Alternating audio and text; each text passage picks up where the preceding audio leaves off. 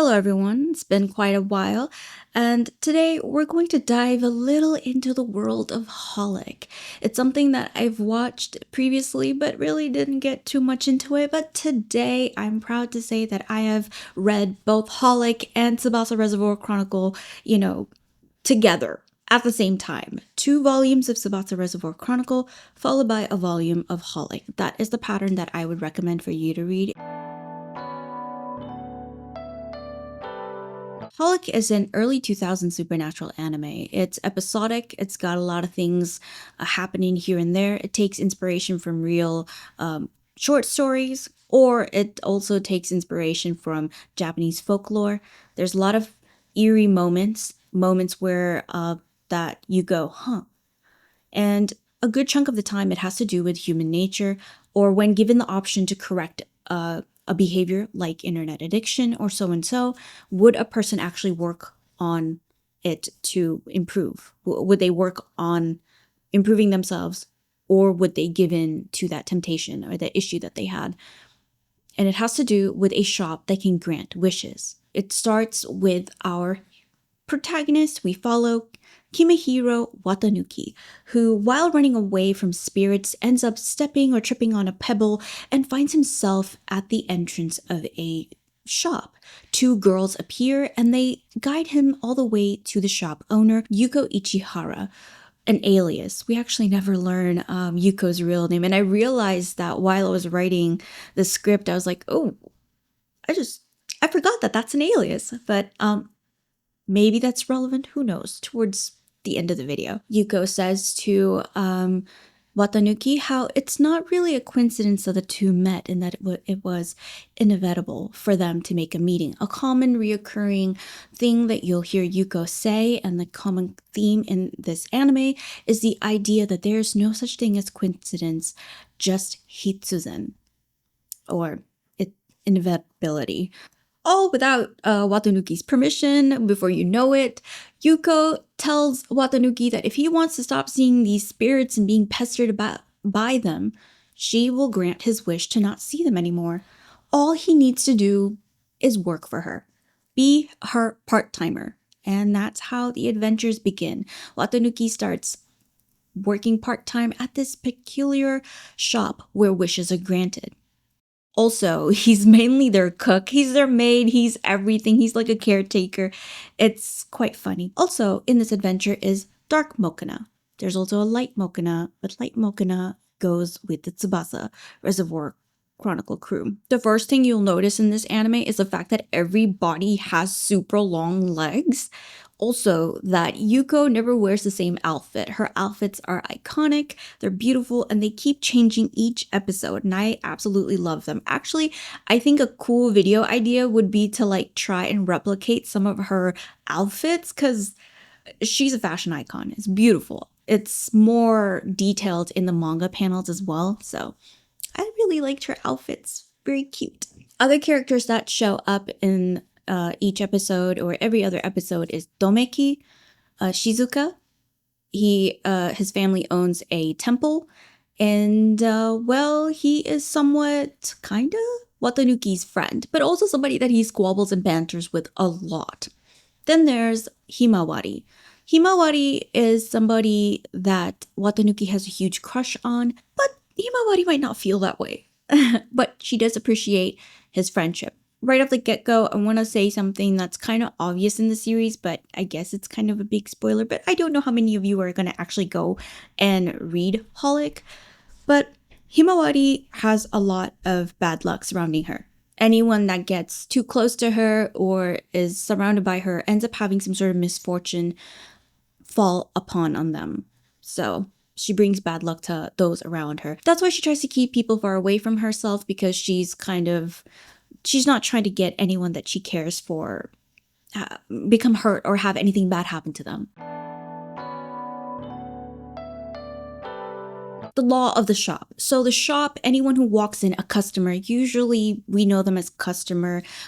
Very rarely will a character have a name given, but a customer walks in, and in order to have their wishes granted, they must offer up something of equal value. Rarely is it ever money. It's usually an item, memories.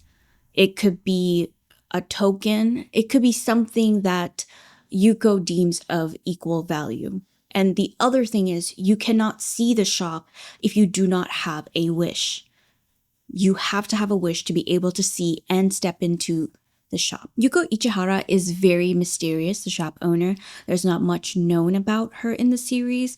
We do learn here and there a few things and how she's connected to Chloe Reed, and not to mention how she has various items and has collected them over the years that end up playing a huge role in helping the four adventurers in Tsubasa Reservoir Chronicle. And unfortunately, I do have to talk about, fortunately, it depends. If you're only here for Holic, my bad, you're going to have to listen to me talk a little bit about Tsubasa Reservoir Chronicle because they're heavily intertwined. So, a thing I liked about Yuko was that in these episodes, each episode is a different thing, right, that they deal with. In each one of these episodes, she does try her best without flat out saying it.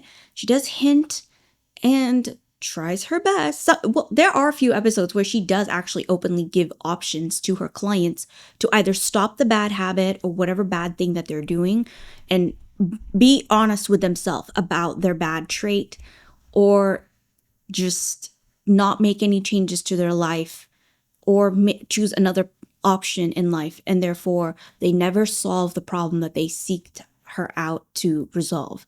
And it has a lot to do with how you as a person have to make decisions in your life to help yourself. Not always, but I do like that that seems to be the case for most of the things, especially the episode where a lady is addicted to the internet and she just needs to not go online all the time and just not go online. And she's just struggling. She's having internet withdrawals like crazy because she's chronically online. So Yuko always insists for Watanuki to develop a strong friendship with Domeki because while Watanuki can see the spirits and wants to be rid of them, Domeki can't see them, but he is from a family where his grandfather was actually like a very spiritual person. He lives in a shrine, Domeki's able to shield Watanuki from spirits and even harm them or exercise them.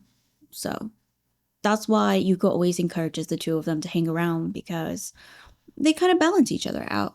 Not every wish has a positive outcome. Actually, more often than not, there's some sort of misfortune that befalls people.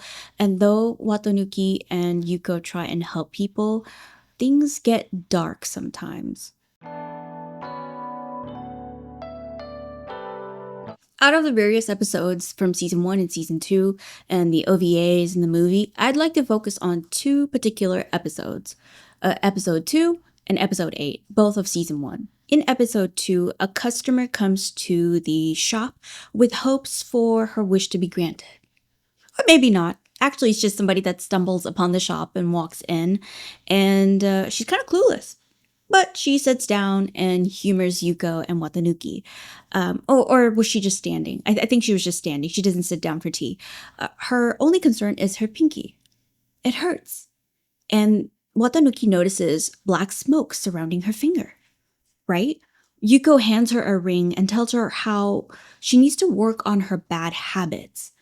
And the woman agrees, but she hasn't gotten the slightest clue about what the bad habit that Yuko is talking about. The customer says okay and leaves.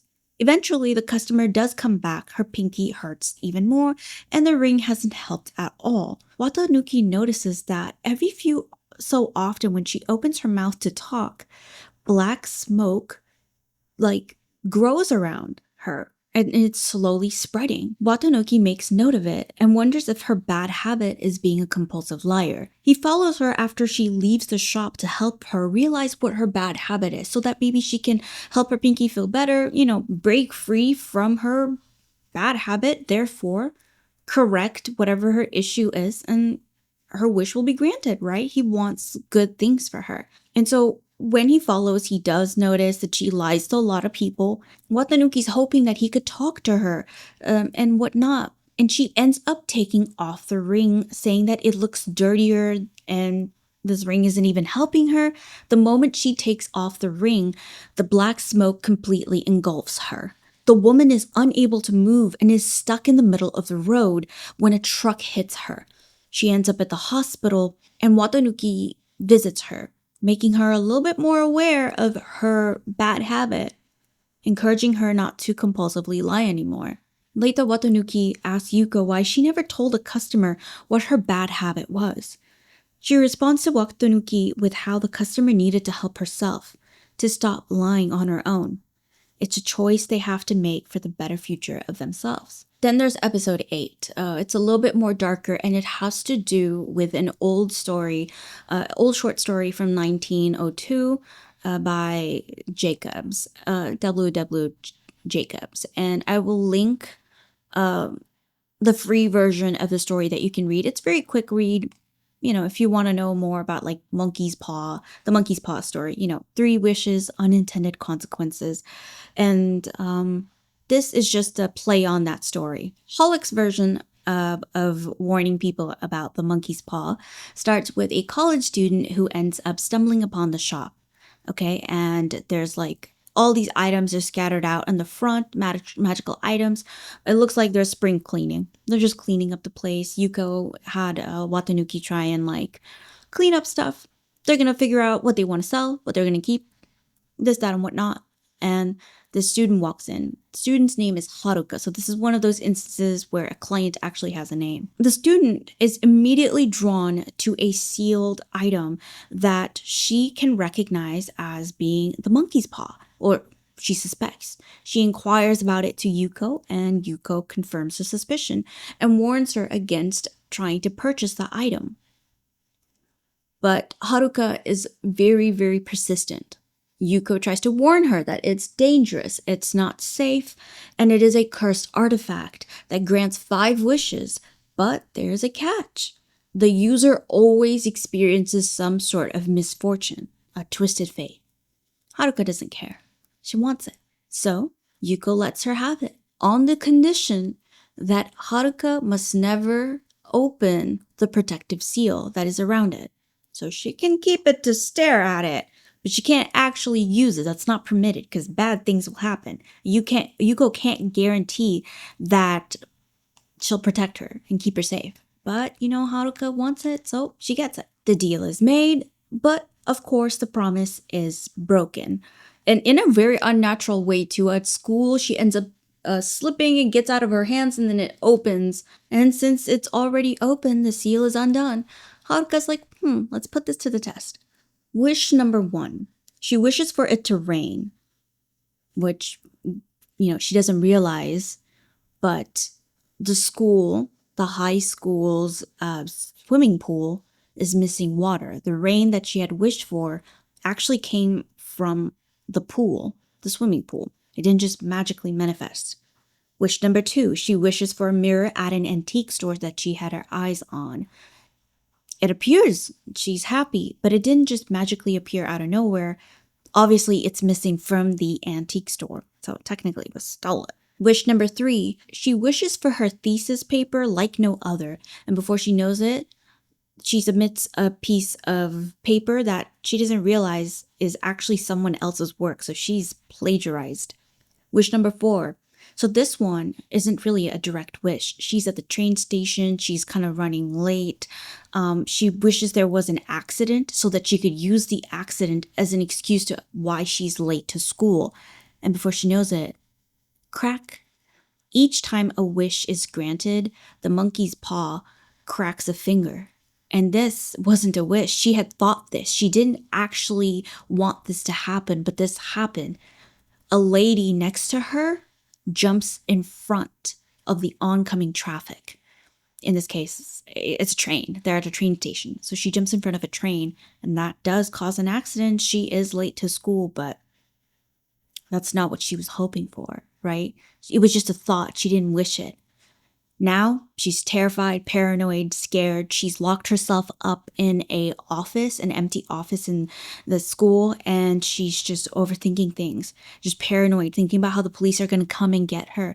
She's thinking that she's the one who pushed the lady over, right? Just negative thoughts taking over. There's kids outside the empty office knocking on the door because they can't get it to open. So they're knocking because they think there's someone's inside. The knocking sounds way louder and scarier to Haruka than it actually is. She's getting scared even more, and before you know it, she wishes to disappear and crack.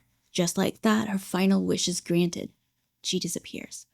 And the monkey's paw reseals itself and appears back inside Yuko's shop. That episode was so chilling. It was the most chilliest episode to me. I mean, of course, me saying it out loud doesn't make it as chilling as it is to watch it. So, really, the best episode, in my opinion, in season 1. It kind of reminded me of Hell Girl. Have you guys ever watched Hell Girl?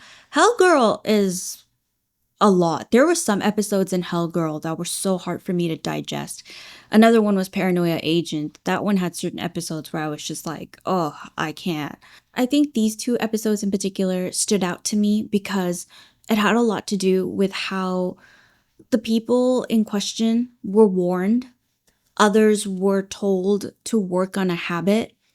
And one was either in denial and the other just flat out refused to acknowledge how dangerous it was, the item, right? And it had a lot to do with how both these people just did not want to make changes, did not want to listen to warnings, and it just consumed them, their bad decisions. The monkey paw one was really scary though, because that one was just a girl getting greedy about having 5 wishes being granted, and it just got twisted and twisted.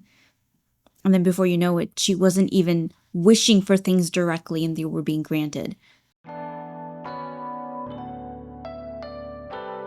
In season 2, there's a moment where Watanuki is at Domeki's shrine. They're cleaning up, and Watanuki's arm gets tangled up in a spider web. And so Domeki helps him out. Before you know it, the very next day, I would say, Domeki's, I believe, right side of the face and eye they looks like spider web cracks. So a spider had cursed him for destroying its home, right? Upset about its home being gone. And Watanuki is distraught. He runs to Yuko to the shop to try and figure out a way to help Domeki, but it's no use. Yuko doesn't have a solution because it's a really strong grudge, it's a really strong curse. And so Watanuki says he'll trade. He'll take on the curse or the pain. He'll trade his right eye for Domeki's. Domeki comes to school later. He's back to normal. But Watanuki's wearing an eye patch. Domeki wonders, did Watanuki do something? He must have. At this point, obviously, Domeki knows about Yuko, the shop, supernatural occurrences. They've actually had a lot of adventures at this point. So he decides he's going to meet up with Yuko to figure out what's going on with Watanuki and if he can do something to help. He waits outside of the shop and Yuko appears. Since he doesn't really have a wish, he can't see the shop. To him, it's just a field of tall grass with 2 pillars outside. Yuko meets with Domeki and explains to him how if Watanuki's wish is reversed, Domeki will forever lose his eye. So to counter this, Domeki says and offers up half of his eyesight to Watanuki. And through this, Watanuki's vision returns. And occasionally, when he gets a little too emotional, Domeki is able to see through Watanuki's right eye. So they're linked up and connected that way. And as time goes on and on, Domeki is able to see through and see supernatural entities and creatures just the way Watanuki is, just because Watanuki lets him. It's a really fun show. I would really encourage you to watch it, and I would really encourage you to read it alongside Tsubasa Reservoir Chronicle. But now I'm going to go into heavy spoiler territory, and now I'm going to talk about a bunch of the lore. I'm going to talk about what Holic is about and what Tsubasa Reservoir Chronicle is about. And I'm not going to spoil too much so that you can still enjoy it. But at the same time, there's just too much. information for me to even condense down when I think about it. So I'm going to try and do my best to summarize what's going on, because it gets kind of complicated at times. And I'm not the best person to try and explain it. So, Tsubasa Reservoir Chronicle, what the heck is that? It follows 4 travelers, as I said, and White Mokuna. It deals with 4 travelers crossing dimensions to retrieve feathers to help restore Sakura's memories to prevent her death. But things spiral out of whack as their journey goes. I would really say Tsubasa Reservoir Chronicles is kind of intimidating to read because the last time I saw Cardcaptor Sakura was when I was a child. And so I did not remember anything, actually, if I'm being honest. I remembered few episodes here and there, but I didn't remember a good chunk of Cardcaptor Sakura. And I feel like you have to remember a good chunk of that particular series for things to kind of make more sense in Tsubasa Reservoir Chronicles, because 2 of the characters from that series are in this. Well, a bunch of others as well. Also, the series X1999 and Clover. I can't remember what other series are relevant, but a lot of the characters from these series, from these other Clamp work, make cameos in Tsubasa Reservoir Chronicles. So I would say after you read a good chunk of other Clamp stuff, then rereading Tsubasa Reservoir Chronicle might feel more satisfying. But our protagonists. Let's start with Sakura. She is the alternate universe version of Sakura, princess of Cloak Kingdom. A mysterious symbol activates at the ruins and Sakura is drawn to it. Causes wings to spread out from her, and it causes these feathers to shatter and scatter across as feathers that they have to eventually get because it has her memories. She's in a dying state, in a coma, until some feathers are returned to her. The High Priest of Cloak Kingdom transports Sakura and Chaoran to, I believe, the shop, right, in Tokyo, in an alternate universe. Chaoran Lee. He is a childhood friend of Princess Sakura, who rushes to help Sakura when Cloak Kingdom experiences disturbance and finds her in a new state, dying state. Paranoid, freaked out, he is transported, as I said, to Yuko's shop and gives up his relationship, or rather Sakura's memories of him and their time together, to be able to save her, to be able to figure out where all the feathers are, and to be able to travel across dimensions through Mokuna. White Mokuna is handed over to them, right? Shaoran, or a version of him, is heavily intertwined to the existence of Watanuki. A bit on that later.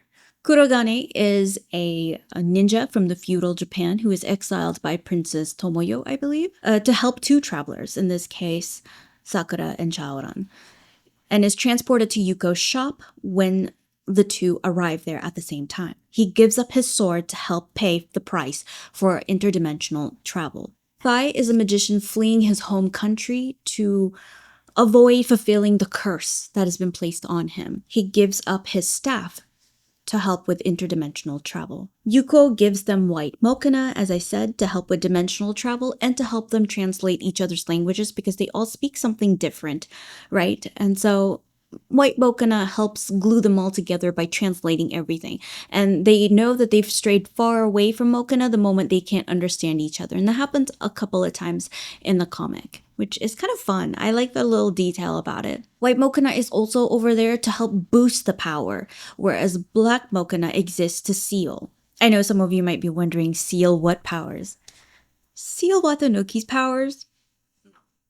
He is magical in a sense. As I said, Tsubasa Reservoir Chronicle is filled with cameos. You see a bunch of characters that show up from X1999, and I'm going to be honest, it's got me really interested in reading that. But before that, I have to read Tokyo Babylon, I believe. So it's a great way to get addicted to the Clamp universe, I would say. A lot of interesting characters that show up. But this whole interconnection happens in chapter 8, when the travelers make contact with Yuko in the shop while Watanuki is mopping the floors. In another volume, we see the wand from Cardcaptor Sakura in Yuko's shop.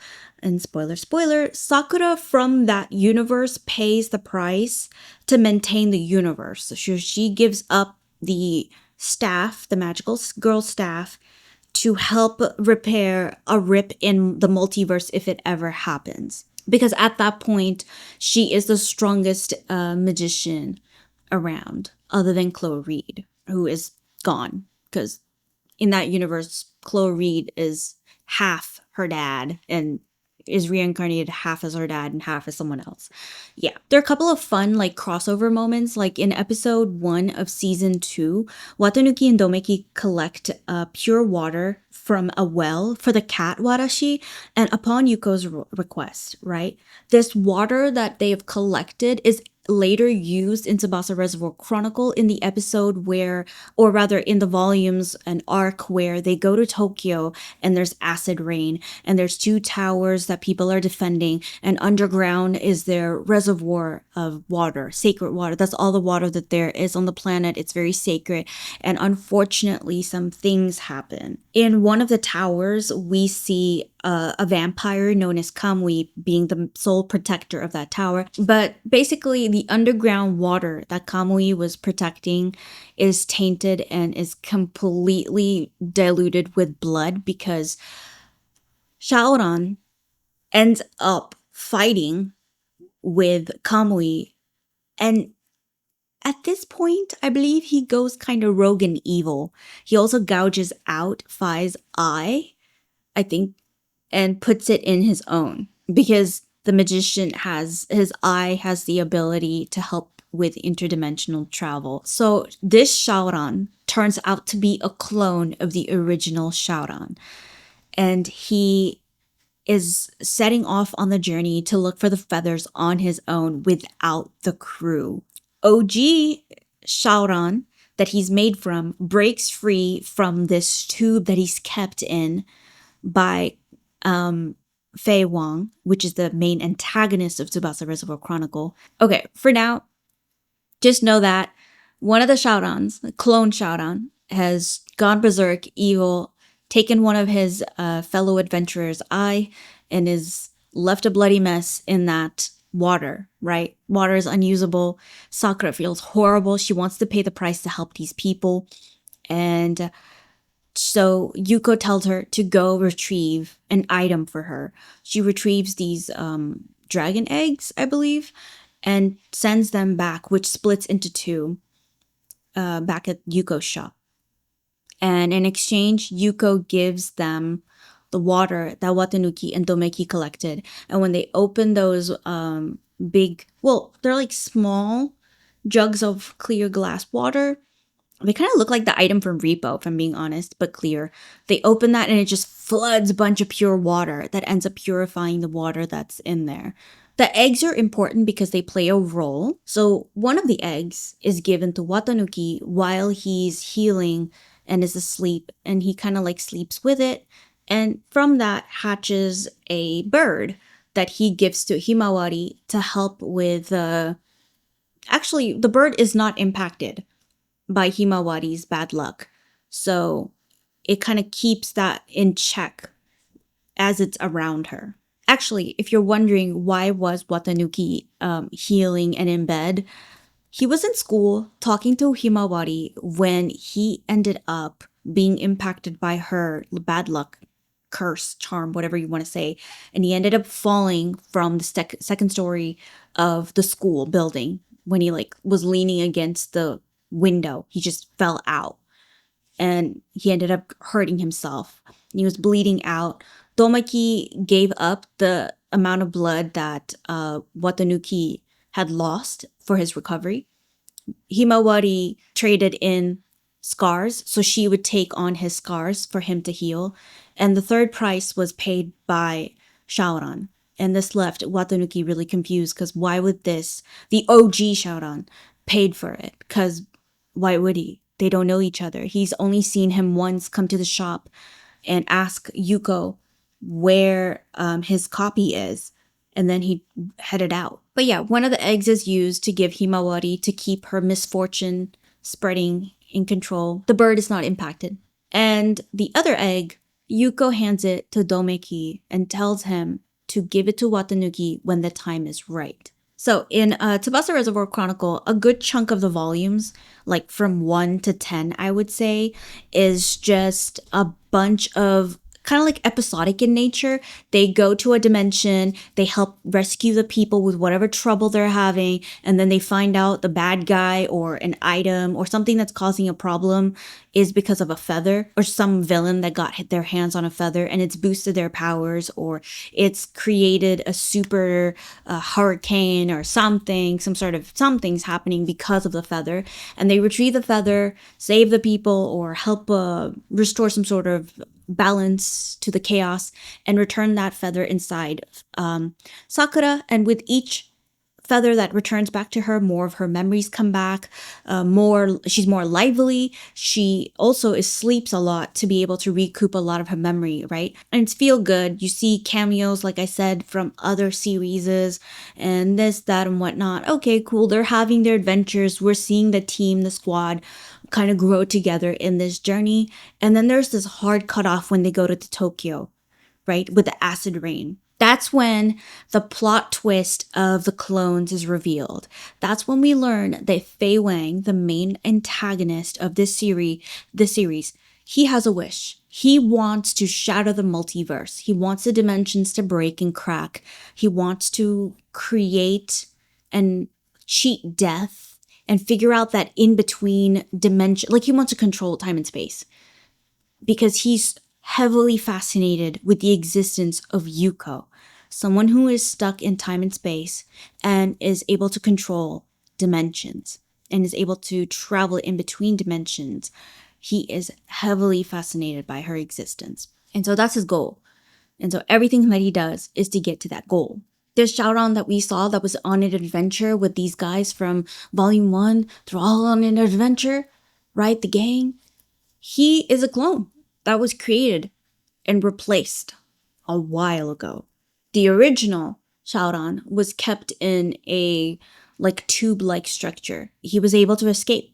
Once he escapes, he makes his way to Yuko's shop and gives up. He makes a wish.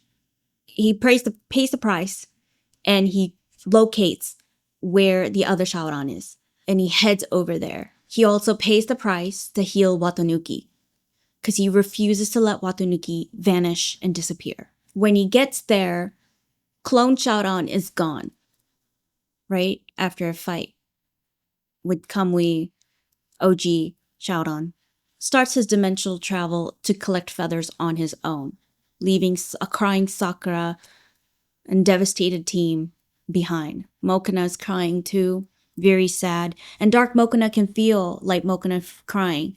It's quite sad. And OG Shaoran ends up joining the group and they go on their travels. When they travel to other dimensions, they see the kind of chaos the clone Shaoran has left behind. It's kind of sad. And Sakura is fixated on trying to fix all the issues that the clone one has left behind. When they are at this human chess tournament dimension, right? They're collecting money. They want to win. And they're going to use that money to rebuild and help another dimension that was destroyed by Clone Shaoran when he stole the feather from that place, right?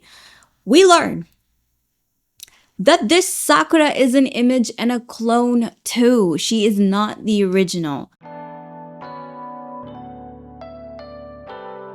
Shaoran and time travel. So, okay, long story short, OG Shaoran is the child of Sakura Kinomoto. When he was 7 years old, his mother had a dream where Shaoran would travel to another dimension to help his destiny. His father passes his name on to the child as well as his sword. So Shaoran Lee isn't actually his name, it's something else. OG Shaoran then makes his way to Yuko's shop, a 7-year-old child, and relays what his mother had dreamt of. And so Yuko transports him to the Cloak Kingdom. And he gets to stay there for 7 days. And then he has to come back. Okay? That is the deal. 7 days, you come back, and then you make your decision, and then you can go back and da-da-da. So once transported, he finds himself at a sacred ground surrounded by water and a girl of his age that looks like his mother when she was young. she's doing some sort of purification ritual, and it's gonna last a couple of days, and she can't really touch people during that time. And he's like, oh, okay, cool. He stays there, he enjoys the time. The Cloud Kingdom is really nice to him. On the 7th day, shit hits the fan. During Sakura's purification ritual, Fei Wang attacks and leaves a death symbol on her that only Shaoran and Sakura's mother are able to see. No one else can see the mark on her, and, Sakura grows with the symbol, and as she grows older, the symbol grows with her. On her 14th birthday, the symbol has grown so much that she really was on the verge of death. Overwhelmed with emotions, Shaoran wishes he could go back in time to the 7th day, the day Fei Wang placed the symbol on Sakura, and prevent it. But he broke the laws of space and time with that wish, and created a void in that reality. And so, the cosmos were trying to fill in that void with the absence of Shaoran, with who we know as Watanuki Kimihiro.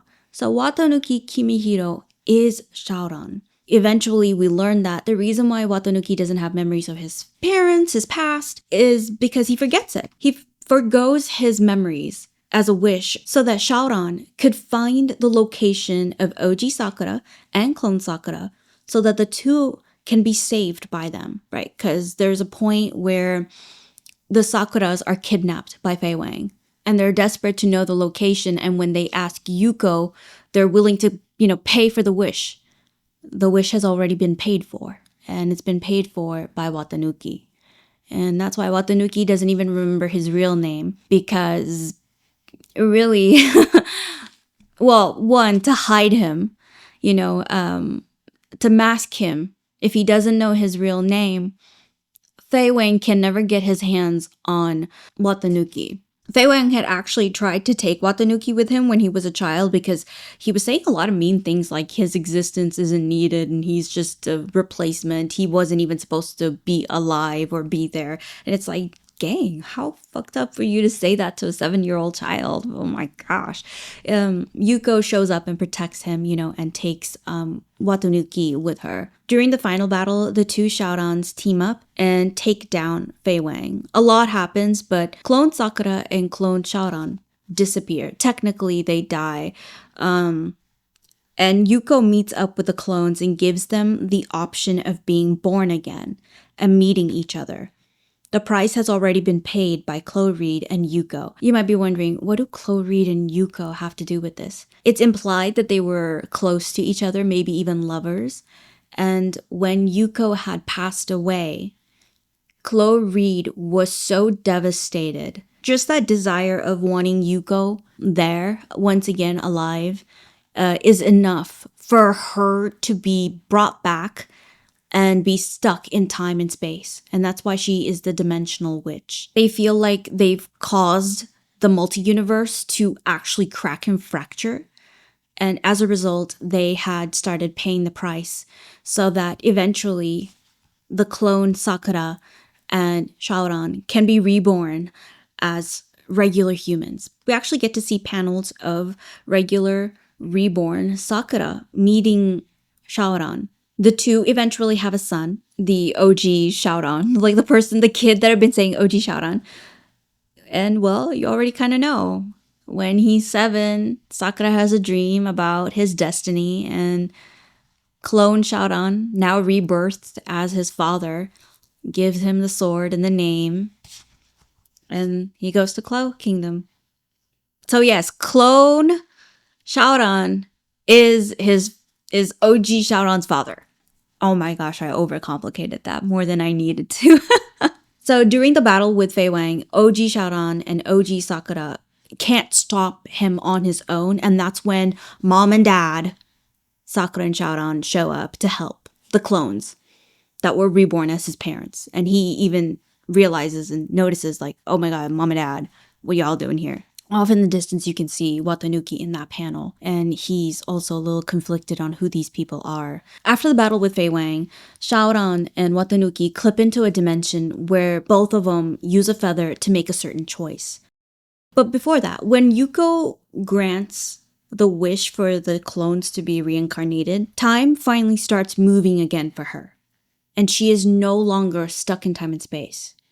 So she slowly starts fading and dying. But before her death, she makes a quick visit to Watanuki. She asks him if he likes it at the shop and lets him know that the shop can serve as more than a place to grant wishes. It can be a place he can find shelter. She lets him know that the dream will soon end as she slowly fades away as butterflies. So when that happens, this meeting with Shaoran in between the dimensions happens. Yuko's been gone for 2 weeks to a month. Watanuki during this time takes over the shop. He finds a person that he can help with cooking that Yuko had actually been there around for, but disappeared, right? Everyone around Watanuki doesn't remember who Yuko is, and only a few people do. Domeki Himawari. Watanuki's frustrated. Where's Yuko gone? And then he finally meets her, and she's basically dying. He gets to say a final goodbye to her, and he begs for her to stay. And he says, that he'll grant her a wish for once. She just wants to see him exist and not disappear, right?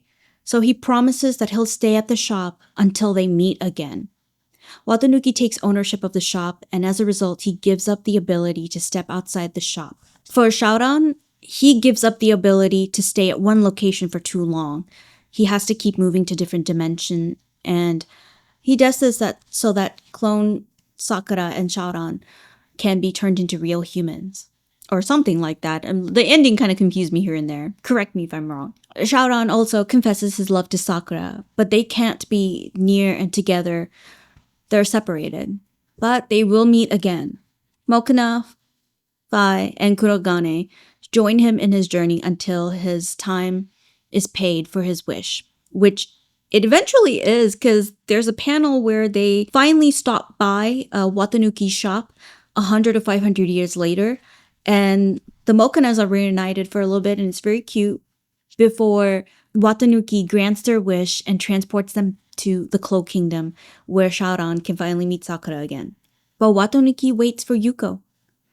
And technically, due to Holic Ray being on a hiatus, he still is. Domeki's great-grandson has the egg and still hasn't given it to Watanuki. The egg might help him forget Yuko. That's kind of like a theory out there, but it's a very bitter ending. So, some final thoughts. Normally, I would do this on camera, but my camera died and I thought I charged the batteries, but the second battery isn't charged at all. Final thoughts. But some people think that Watanuki is Chloe Reed, since in their final goodbye, he was kind of so desperate for Yuko to stay. And maybe as a result, by saying that he'll wait for her to return the shop, I don't know.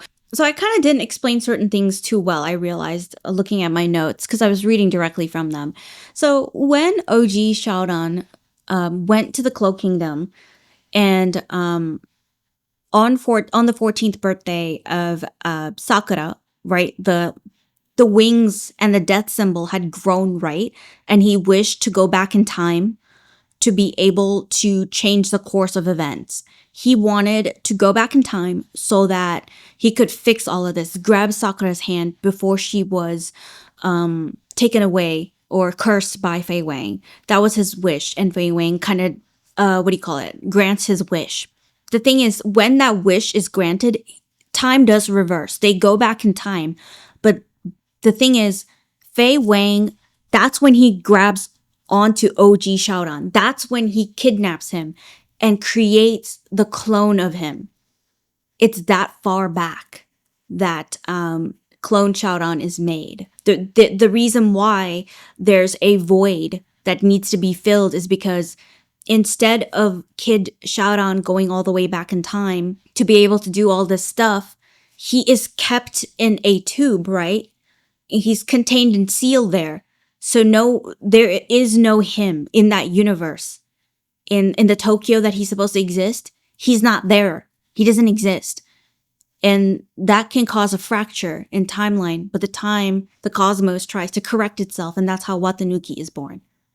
I think the ending is so bitter. It's not even sweet. It's just straight up bitter because he's alone. The last 2 or 3 volumes of Holic are so hard to read because Yuko is gone and Watanuki is just struggling to move on. He just does not want to move on at all. And it's hard to read because he's just alone, waiting forever. And there's even a panel where Domeki's great grandson thinks that maybe they'll never have the need to use the egg. And I think that the egg is going to give Watanuki the ability to forget about Yuko's existence so that he can be free from the shop. Actually, he is free from the shop. He has paid his price.